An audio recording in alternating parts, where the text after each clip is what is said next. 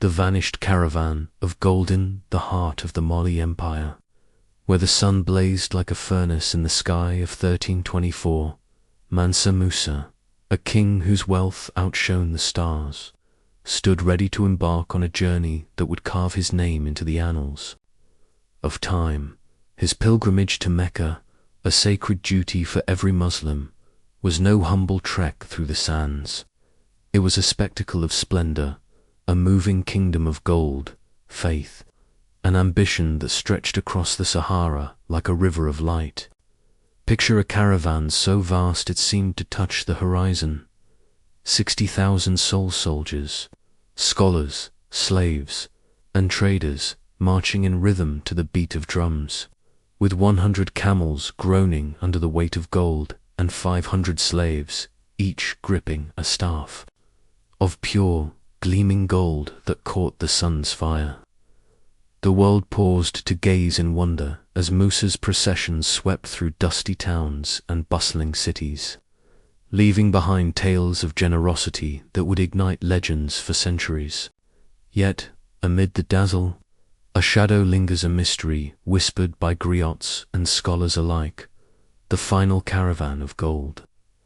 A treasure so vast it could ransom empires, vanished on the return journey from Mecca. What became of it? Did the desert swallow it whole? Did bandits steal it under the cover of night? Or did Musa himself hide it for reasons known only to his heart? This is the tale of that lost caravan, a story woven with adventure, secrets, and the enchantment of a world long faded into dust.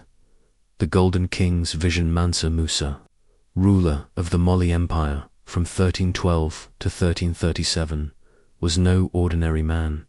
His kingdom, sprawling across West Africa from the Atlantic coast to the Niger River, was a land where gold was as common as sand. The mines of Bambouk and Bure poured forth riches that made Mali the beating heart of trade in the medieval world. Salt from the mines of Tagaza, ivory from the forests, and bustling markets in Timbuktu and Niani drew merchants from as far as Persia and Spain.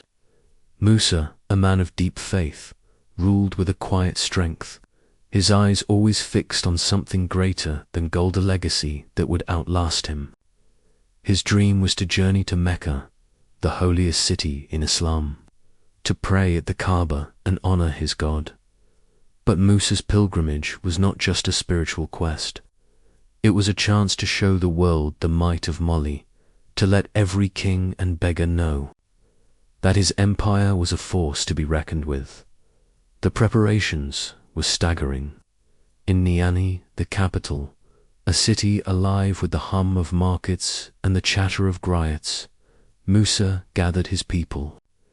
His caravan was a marvel, 60,000 strong. It included 12,000 slaves dressed in Persian silk, their tunics shimmering like liquid gold. Soldiers in armor that gleamed under the sun marched in tight ranks, their spears tipped with iron, scholars and poets, their robes flowing like the Niger's waters, carried scrolls of knowledge to share with the world.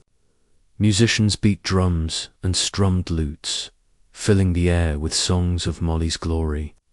100 camels, each laden with 300 pounds of gold dust, nuggets, and bars swayed under their burdens, their hooves kicking up clouds of dust. 500 slaves led the way, each holding a staff of gold so heavy it took strength to carry, their steps a testament to Mali's wealth. At the center of it all was Musa, astride a horse draped in gold-threaded cloth, his face calm but his presence commanding. Beside him rode Inari Kunate, his senior wife, surrounded by 500 maids, whose beauty rivaled the treasure they guarded. This was no mere journey. It was a parade of power, a golden tide rolling toward Mecca.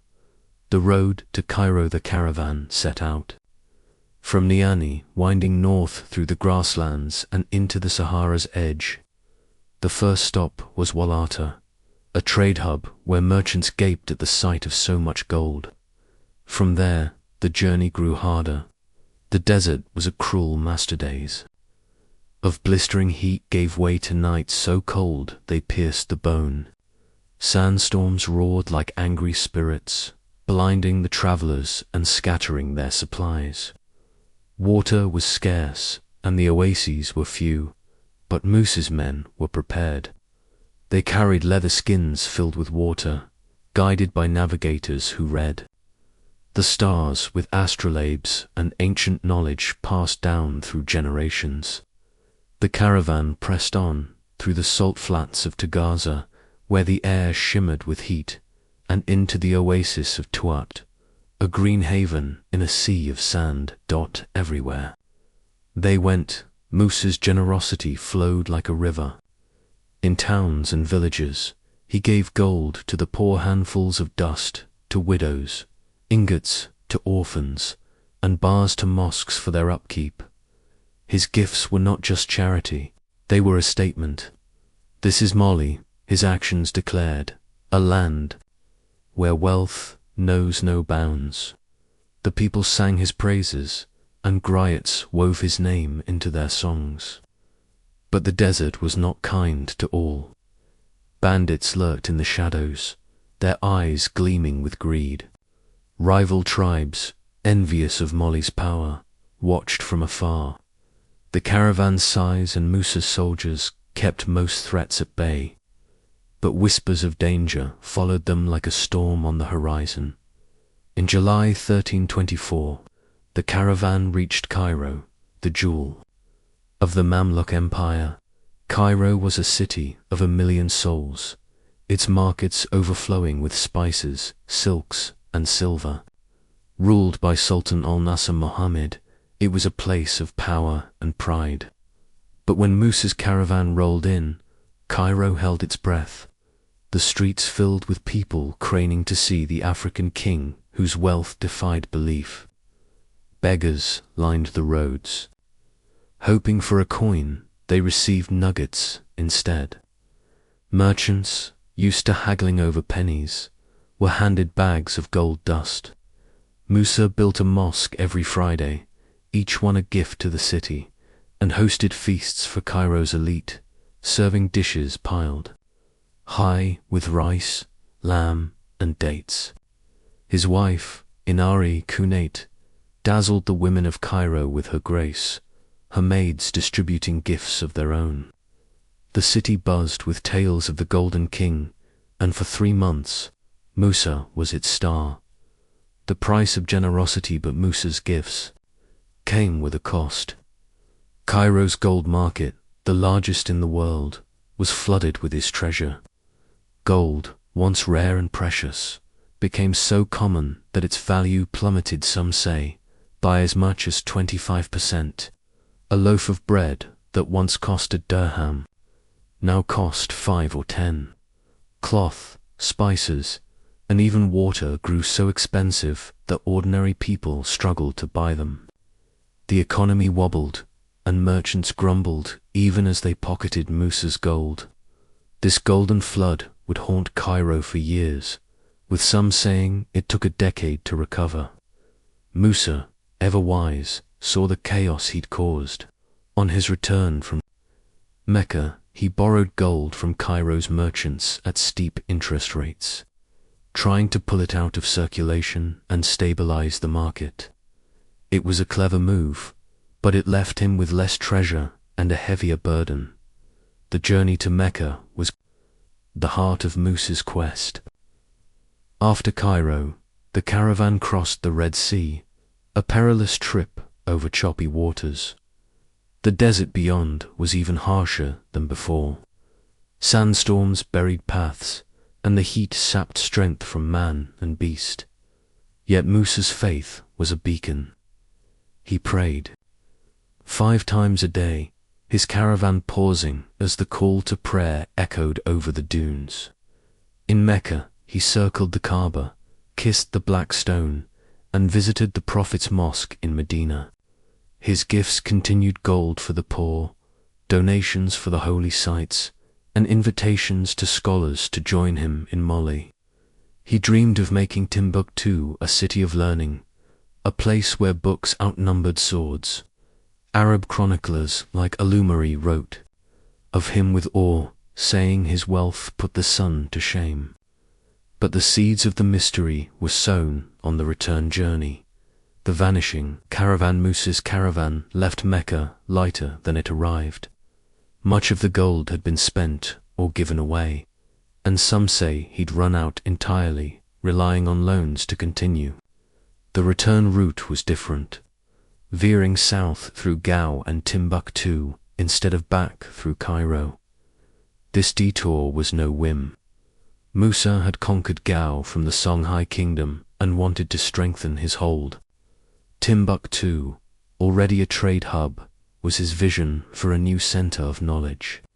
But somewhere in the vast Sahara, the final caravan of gold rumored to carry 16 metric tons, enough to fill a small fortress, disappeared. This wasn't just any treasure. The final caravan was said to be a secret reserve, guarded by Musa's most loyal soldiers and trusted advisors. Some say it was meant to secure Mali's future, others that it was for a second pilgrimage Musa planned but never made. The caravan was smaller than the main one, designed to move quickly and quietly, avoiding attention. But the desert was full of dangers. Bedouin raiders, swift as shadows, could strike and vanish into the dunes. Sandstorms could bury a caravan in hours, leaving no trace but bones. Rival tribes, like the Tuareg or Songhai, might have seen a chance to weaken Mali by stealing its wealth. The Sahara was a graveyard of secrets, and the caravan was gone. Theories abound. Some say it was lost in a storm, buried under dunes that shifted like waves. The Sahara has swallowed entire cities. Targazars. Ruins are proof so. A caravan could vanish easily. Others believe bandits attacked, overwhelming the guards and scattering the gold across trade routes. A darker tale whispers of betrayal. Musa's empire was vast, but not all loved him. Rival clans, like the Kaita or Diawara, might have plotted against him. Some even point to his own generals, frustrated by his spending, who could have hidden the gold to curb his power. The griots, Mali's storytellers, sing of a treasure hidden where the sun meets the sand, a riddle with no answer. Did Musa himself order it buried, fearing his generosity had weakened Mali? Was it meant for a secret project, a new city, a war, or a legacy only he understood? Clues in the sand when Musa returned to Niani. He was a changed man. His pilgrimage had fulfilled his faith, but the loss of the caravan, if it was lost, weighed on him. He threw himself into building. In Timbuktu, he funded the Jingabur Mosque, a towering structure of mud and wood that still stands, its minarets reaching for the sky. He brought architects from Andalusia and scholars from Cairo, turning Timbuktu into a city of 25,000 students and 800,000 manuscripts. Gao got a mosque, too, and Musa's empire grew, swallowing Songhai and stretching from Senegal to Niger. But the mystery of the caravan lingered like a ghost. Arab writers offer few clues. Ibn Battuta, who visited Mali in 1352, describes Musa's court but mentions no lost treasure. Al-Umari, writing in the 1330s, marvels at Musa's wealth but is silent on the caravan. The griots, keepers of Mali's history, are vague, perhaps, because the truth was hidden or because Musa's gold was so vast that one caravan didn't matter. Modern scholars debate fiercely. Some call the story a myth, born from Musa's legend. Others point to Gao, where Musa left soldiers and a mosque. Could the gold be buried there, in secret vaults under the sand? Archaeologists have found nothing, but Gao's ruins are vast.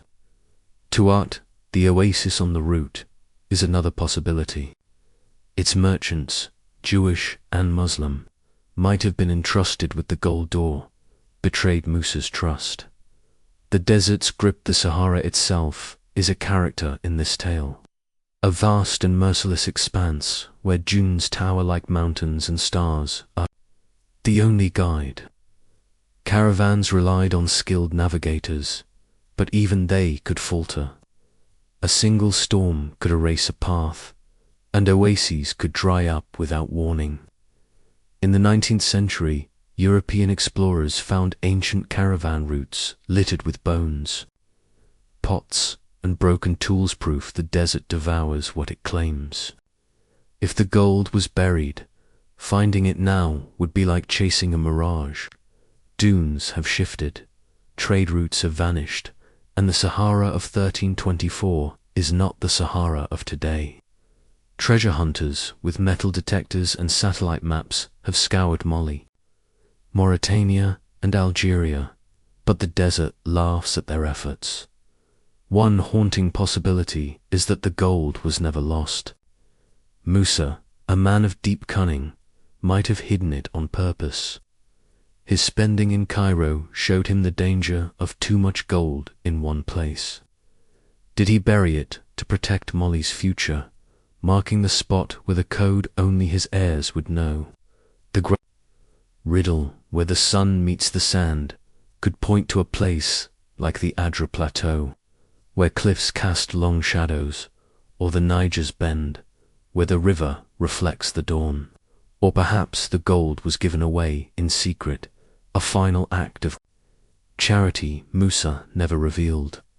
A legacy in gold and dust. Musa's pilgrimage changed the world. His wealth put Mali on maps like the 1375 Catalan Atlas, where he sits on a throne, holding a gold nugget. His journey drew European eyes to Africa, sparking trade and, later, conquest. Timbuktu became a beacon of learning, its libraries rivaling Cairo's. The Djingueber Mosque, with its intricate designs, still stands as a testament to Musa's vision. But the vanished caravan adds a layer of magic to his story. Was it a treasure lost to the sands, stolen by greed, or hidden by a king who knew the true cost of wealth? The griots say gold slips through fingers like sand, but a legacy endures. Stand in Timbuktu today, where the desert wind carries echoes of drums and the clink of gold. Close your eyes, and you can see the caravan camels swaying, slaves marching, Musa riding tall. The mystery of the final caravan is a thread in Mali's tapestry, a riddle that teases and taunts. Maybe the gold lies buried, waiting for a wanderer to claim it. Maybe it was spent, scattered across the Sahara in acts of kindness. Or maybe, just maybe, it was never about the gold at all, but about a king who dared to dream so big that his story still shines, brighter than any treasure